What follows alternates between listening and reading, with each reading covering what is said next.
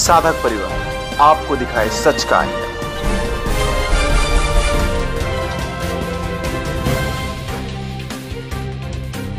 भारतवर्ष में रहने वाले आप सभी सनातन धर्म प्रेमियों को दो हाथ जोड़कर नमस्कार। आज सुबह एक बहुत ही बड़ा ट्वीट आया है डॉक्टर सुब्रमण्यम स्वामी का। जैसा कि आप सभी जानते हैं, इस समय हमारे देश में एक बहुत बड़ा हाई प्रोफाइल केस चल रहा है और जिस केस के कारण संत श्री आसाराम जी बापू, जिनके पूरे देश और पूरे विश्व में करोड़ों करोड़ों फॉलोअर्स हैं, वो पिछले 10 वर्षों से कारागार में बंद है। और ऐसे संत को उनके एक भक्त कहते हैं कि सताया जा रहा है। लेकिन आज सुबह डॉक्टर सुब्रमण्यम स्वामी जी ने एक ट्वीट के माध्यम से ये सिद्ध कर दिया है कि परम पूज्य बापू जी को निश्चित रूप से फंसाया गया है। और उन्होंने जो ट्वीट किया है, वो ट्वीट अपने आप में जिन लोगों ने बापू जी को फंसाने में अपनी भूमिका निभाई है, स्पष्ट रूप से उन्होंने अपने ट्वीट के द्वारा उनका नाम भी संकेत में कह दिया है। मैं आपको उनका ट्वीट एज इट इज पढ़ के सुनाता हूं, आप सुनिए। डॉक्टर सुब्रमण्यम स्वामी का ट्वीट जो है आज 17 मार्च 2023 को सुबह आया है। सुबह 8:38 पर उनका ट्वीट आया है। वो कहते हैं, Asaram Bapu has suffered this bogus case because of 3 highly placed politicians, 2 from Gujarat and 1 from Italy. मैं फिर से पढ़ के सुनाता हूं। आशाराम बापू has suffered this bogus case because of 3 highly placed politicians, 2 from Gujarat and 1 from Italy. इसका हिंदी का शाब्दिक अर्थ ये है कि 3 उच्च पदस्थ राजनेताओं के कारण आशाराम बापू को इस झूठे मामले का सामना करना पड़ रहा है, जो इनमें से 2 गुजरात से हैं और 1 इटली से हैं। अब इससे आप स्पष्ट रूप से समझ पा रहे होंगे कि 2 गुजरात के वो कौन महानुभाव है और इटली की वो कौन महानायिका है।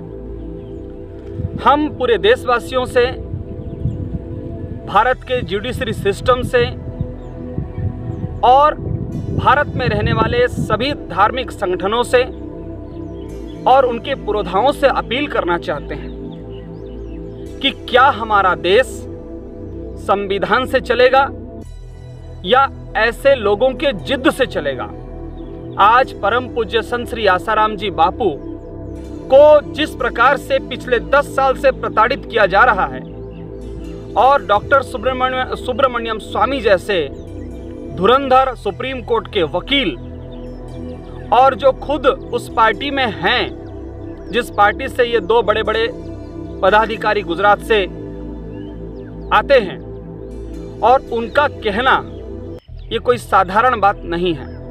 उन्होंने स्पष्ट रूप से कह दिया है कि गुजरात से 2 बड़े जो राजनेता आ रहे हैं, सीधे सीधे अगर मैं कहूं तो प्रधानमंत्री और गृह मंत्री हो सकते हैं, जैसा कि हमारा अनुमान है और जैसा उन्होंने स्पष्ट संकेत दिया है।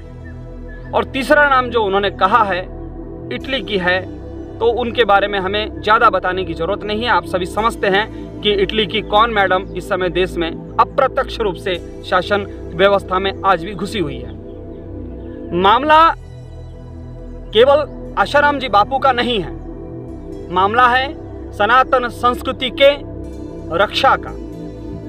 आज संत श्री आसाराम जी बापू हो, चाहे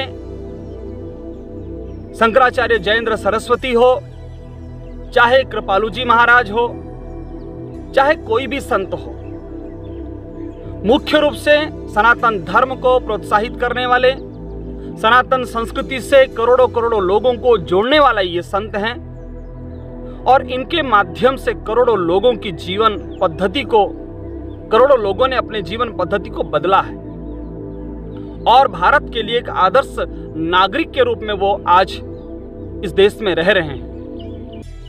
तो आखिर ऐसे राजनेताओं की मंशा क्या हो सकती है? एक तरफ भारत में गे कल्चर को प्रोत्साहित किया जाता है, धर्मांतरण को प्रोत्साहित किया जाता है, जातिवाद के नाम पर झगड़े कराए जाते हैं, आदिवासी, हरिजन, दलित, सवर्ण आदि आदि के नाम पर राजनीतिक रोटियां सेकी जाती है। और जिन संतों ने अपने पूरे जीवन काल में इन सभी व्यवस्थाओं को ध्वस्त करके केवल सबको भारतीय बनाया, सनातन संस्कृति के साथ जोड़ा और भारत के लिए आदर्श नागरिक बनाया, उन्हें व्यसन मुक्त जीवन दिया, उनके जीवन में खुशहाली लाए, ऐसे संतों को आज 10 साल से कारागार में बंद रखा गया है। भारत के तथाकथित मानवाधिकारवादी चुप हैं। भारत के तथाकथित कुछ संगठन और कुछ बड़े धार्मिक नेताओं को या धार्मिक व्यक्तित्वों को छोड़कर प्रायः सभी चुप हैं। आखिर ऐसा क्यों है? भारत के 130 करोड़ जनता, चाहे वो हिंदू हो, चाहे वो मुस्लिम हो, चाहे वो सिख हो, कोई भी हो, वो सभी इस विषय में उन्हें सोचना चाहिए कि अगर मानवता सुरक्षित नहीं रही, अगर हमारा देश सुरक्षित नहीं रहा, अगर भारत के नागरिकों के संस्कार सुरक्षित नहीं रहे, हमारे देश की सभ्यता सुरक्षित नहीं रही, तो हमारा देश फिर से गुलाम होगा। संत श्री आसाराम जी बापू ने 50 वर्षों से इस देश की सनातन संस्कृति की सेवा की है।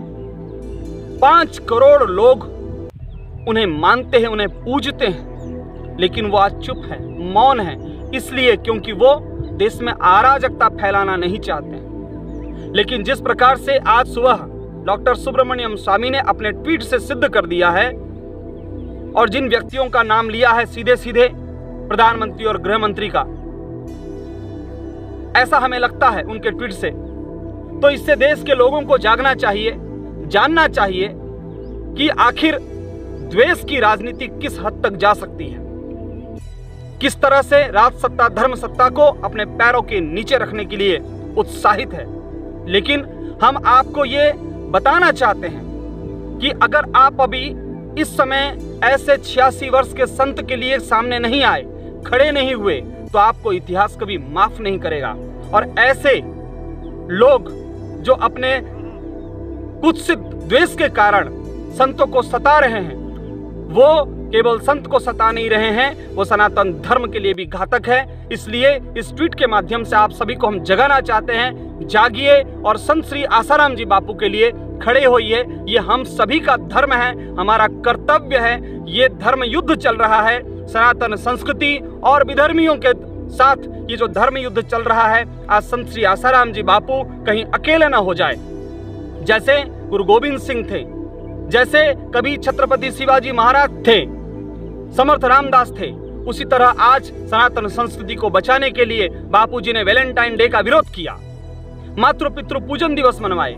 25 दिसंबर के दिन दारू पीकर और क्लबों में नाचकर युवक युवतियां अपने जीवन को तबाह कर रही थी। करोड़ों की संख्या में उन्होंने तुलसी पूजन दिवस मनाकर विश्व मानव को एक नई दिशा दी है। और ऐसे संत जिनके पूरे सेवा कार्य विश्व भर में फैले हुए हैं, करोड़ों करोड़ों साधक पूरे देश में आदिवासी क्षेत्रों में जाकर सेवाएं कर रहे हैं। आप देख लीजिए जाकर गुजरात का डांग प्रदेश, आप देख लीजिए जाकर उड़ीसा का कंधमाल, आप देख लीजिए जाकर राजस्थान और गुजरात के बॉर्डर के जगह पे पूरे देश में 450 आश्रमों के द्वारा और हजारों समितियों के द्वारा, करोड़ों साधकों के द्वारा उनका देवी कार्य, उनका सेवा कार्य मानव मात्र के लिए चल रहा है। ना कभी उन्होंने जाति देखा, ना धर्म देखा। और ऐसे संत को सताकर पूरी मानवता को सताया जा रहा है। इसलिए हम देश के लोगों से अपील करते हैं, 130 करोड़ लोगों से अपील करते हैं। बापू पहले ऐसे संत थे जो पाकिस्तान में जाकर उन्होंने पाकिस्तान के लोगों को सत्संग सुनाया था और पाकिस्तान के लोगों ने कह दिया था कि बापू आप यहीं रह जाइए, हमारे देश में खुशहाली आ जाएगी। ऐसे संत को जो पूरी मानवता के लिए सेवा कर रहे हैं, और बापूजी के सेवकों का, बापूजी के भक्तों का जीवन देखिए, कभी उन्होंने कभी जाति धर्म भेदभाव नहीं किया। पूरे देश भर में उनके सेवा कार्य आपको दिखेंगे। ऐसे संत को जो सता रहे हैं, वास्तव में वो मानवता के लिए घातक शत्रु हैं। और ऐसे लोग सावधान हो जाएं, क्योंकि प्रकृति कभी माफ नहीं करती। इसी के साथ आप सभी को हम जागरूक करना चाहते हैं। आइए हम सभी खड़े होकर परम पूज्य संत श्री आसाराम जी बापू का समर्थन करें और उन्हें शीघ्रातिशीघ्र बाहर लाने में अपना योगदान करें। जानिए देश की पल पल की खबर नीलेश ठक्कर के द्वारा। आपके अपने साधक परिवार पर। साधक परिवार आपको दिखाए सच का आईना।